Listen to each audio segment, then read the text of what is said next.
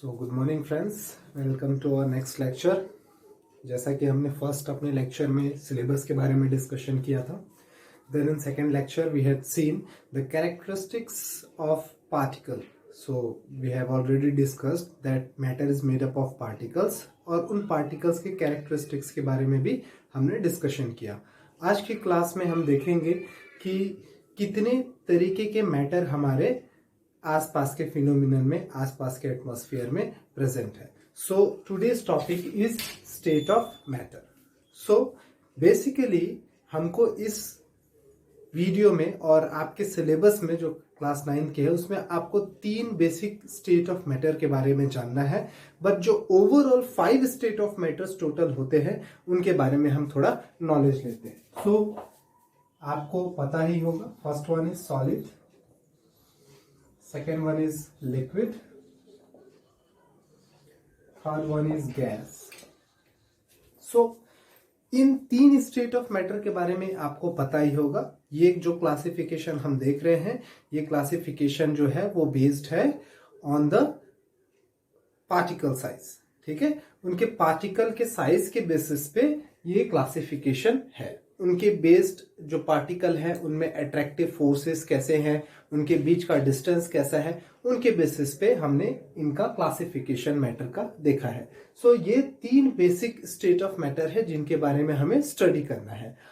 Apart from this हमको 2 और जानना है जो कि होता है, fourth one is plasma and fifth one is Bose Einstein condensate. So short में हम इसे लिखते हैं BEC, Bose-Einstein condensate. Fourth one के बारे में अगर आपको बताऊं तो बेसिकली ये एक आयनाइज्ड फॉर्म होता है, means every particle is present in the form of ions.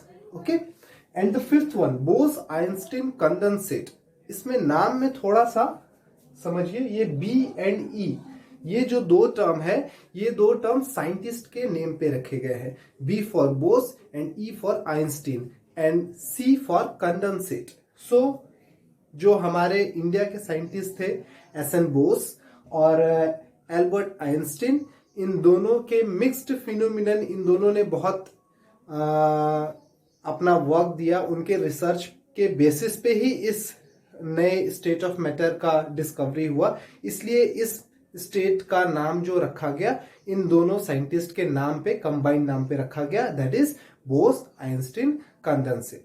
Then इसमें होता क्या है बोस-आइंस्टीन कंडेंसेट में? एक्चुअली एक कोई आप सॉलिड ले लीजिए, ठीक है। अब इस सॉलिड की डेंसिटी को आप इन्फिनाइट मानिए, ठीक है। ऐसा कभी हो सकता है? जी बिल्कुल हो सकता है। अगर एक नॉर्मल आप सॉलिड लाइक दिस इसे ले लीजिए, ठीक है, इसे आप कंडेंस करिए, कंडेंस यानी कि ठंडा करिए, ठीक है। सपोज ये 30 डिग्री सेल्सियस पे है, इसे 0 डिग्री सेल्सियस पे लेके आइए, ठीक है। इसके अंदर डेंसिटी क्या होगी? इंक्रीज होगी। अब इसे -100 डिग्री सेल्सियस पे लेके जाइए, इसकी डेंसिटी क्या होगी? और इंक्रीज होगी। अगर आपको इस टॉपिक से, इस एग्जाम्पल से समझ में नहीं आ रहा है तो नॉर्मली वाटर को रखिए। वाटर 100 डिग्री सेल्सियस में गैसियस वेपर फॉर्म में रहेगा। धीरे धीरे टेम्परेचर कम करिए 30-20 डिग्री, तो आपको क्या मिलेगा? वो लिक्विड स्टेट में। और टेम्परेचर कम करिए तो वो कैसे स्टेट में आपको मिलेगा? सॉलिड फेज में। और टेम्परेचर कम करते जाइए, कम करते जाइए, यानी कि हम क्या कर रहे हैं, जैसे जैसे टेम्परेचर हम डिक्रीज कर रहे हैं, आप देखेंगे जैसे जैसे हम टेम्परेचर डिक्रीज करेंगे उस सब्सटेंस की डेंसिटी क्या होती है? इंक्रीज होते जाती है। तो बोस-आइंस्टीन कंडेंसेट एक थ्योरेटिकल प्रोस्पेक्ट था जिसमें उन्होंने ये एक्सप्लेन किया कि आप अगर टेम्परेचर को माइनस में लेके जाएंगे, इन्फिनाइटली, बहुत बहुत बहुत नीचे लेके जाइए, तो उस पर्टिकुलर ऑब्जेक्ट का डेंसिटी क्या हो जाएगा? इन्फिनाइटली, बहुत बहुत ज्यादा डेंस हो जाएगा, ठीक है। सो इस टाइप के मटेरियल्स को बोस-आइंस्टीन कंडेंसेट कहा जाता है। तो ये 5 स्टेट ऑफ मैटर्स हैं जिनके बारे में हमको 1 बाय 1 स्टडी करना है, जिसमें से ये 2 के बारे में बस आपको एक ब्रीफ में नॉलेज चाहिए, ठीक है, कि प्लाज्मा क्या होता है। Plasma is ionised form. Bose-Einstein condensate क्या होता है? तो ये कंडेंस्ड फॉर्म है किसी भी स्टेट का, जिसमें कि क्या किया जाता है? नेगेटिव वे में टेम्परेचर को डिक्रीज किया जाता है। नेगेटिव जितना आप टेम्परेचर बढ़ाएंगे उस सब्सटेंस की डेंसिटी उतनी इंक्रीज होती जाएगी, ठीक है। So this is about this two state of matters. आइए अब इन 3 स्टेट्स के बारे में एक एक करके हम थोड़ा सा नॉलेज लेते हैं।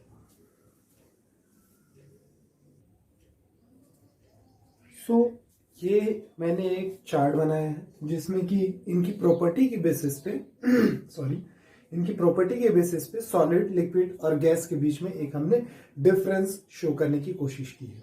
आइए पॉइंट वाइज इसको समझते हैं।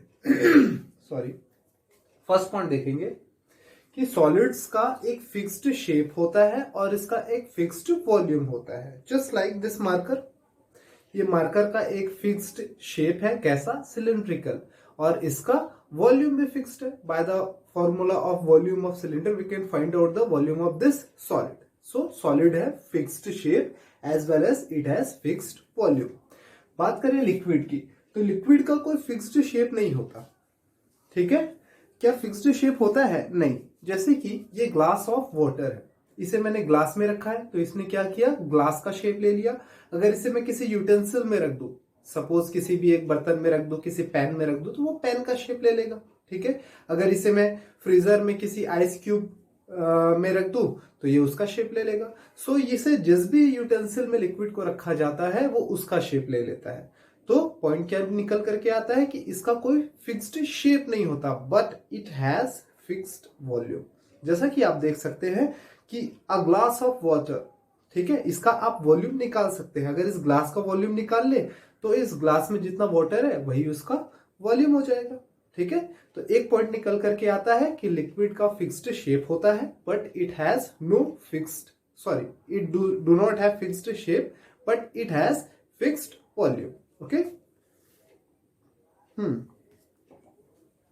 नेक्स्ट पॉइंट पे आते हैं। गैसेस की बात करें तो गैस का ना तो कोई फिक्स शेप होता है ना ही कोई फिक्स्ड वॉल्यूम होता है। ठीक है, देख सकते हैं हमारे आसपास है।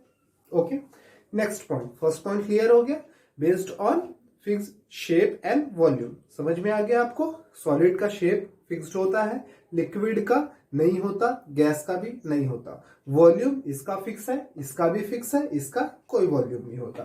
देन सॉलिड की बात करें पार्टिकल्स का, तो हम देखेंगे कि जो सॉलिड के पार्टिकल्स होते हैं वो बहुत ही पास होते हैं। ठीक है, distance between particle is very small. ठीक है, एक दूसरे के दो पार्टिकल, सॉलिड के दो पार्टिकल्स के बीच क्या है? डिस्टेंस बहुत स्मॉल है, लाइक दिस। लिक्विड की बात करें तो कुछ इतना होगा, गैस की बात करें तो कुछ इतना होगा। ठीक है, तो second point, distance between particle is small, distance between particle is large and distance between particle is very large. ठीक है, देन सॉलिड डेंसिटी के पॉइंट ऑफ व्यू से बात करें तो सॉलिड का डेंसिटी बहुत हाई होता है, लिक्विड का उससे कम और गैस का बिल्कुल कम। ठीक है, देन फोर्थ पॉइंट पे आइए, डिफ्यूजन की प्रॉपर्टी। डिफ्यूजन क्या होता है? तो डिफ्यूजन की बात हमने एक बार और डिस्कस किया है, डिफ्यूजन की प्रॉपर्टी को। डिफ्यूजन यानी कि एयर में स्प्रेड होने का प्रॉपर्टी। ठीक है, तो सॉलिड जो है एयर में अपने स्मेल को कम या फिर ना के बराबर ही उसके पास प्रॉपर्टी होती है डिफ्यूजन की। लिक्विड में थोड़ी बहुत होती है, कुछ लिक्विड स्मेली होते हैं। ठीक है, और गैसेस में ये बहुत ही हाई नेचर होता है। सारे के सारे गैस कैसे होते हैं? डिफ्यूजिव प्रॉपर्टी के होते हैं, वो अपने स्मेल को चारों ओर काफी तेजी से स्प्रेड कर सकते हैं। ठीक है, fifth point, inter particle forces of attraction is very strong. अच्छा, ये जो मैंने पार्टिकल का बात किया था, दो पार्टिकल सॉलिड में पास होते हैं और इन दोनों पार्टिकल के बीच जो फोर्स ऑफ अट्रैक्शन होगा वो बहुत स्ट्रॉन्ग होगा। यानी दो पार्टिकल्स को अलग करने में मुझे सॉलिड्स के केस में बहुत टाइम लगेगा। ठीक है, या बहुत फोर्स लगेगा, टाइम नहीं, बहुत फोर्स लगेगा।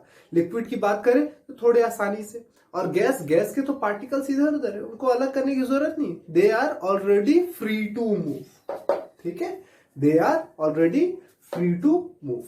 तो ये एक चार्ट हमने डिफरेंस के फॉर्म में समझा, सॉलिड, लिक्विड और गैसेस के प्रॉपर्टीज। तो इसे आप एक पॉज करके वीडियो को इसका स्क्रीनशॉट ले लेंगे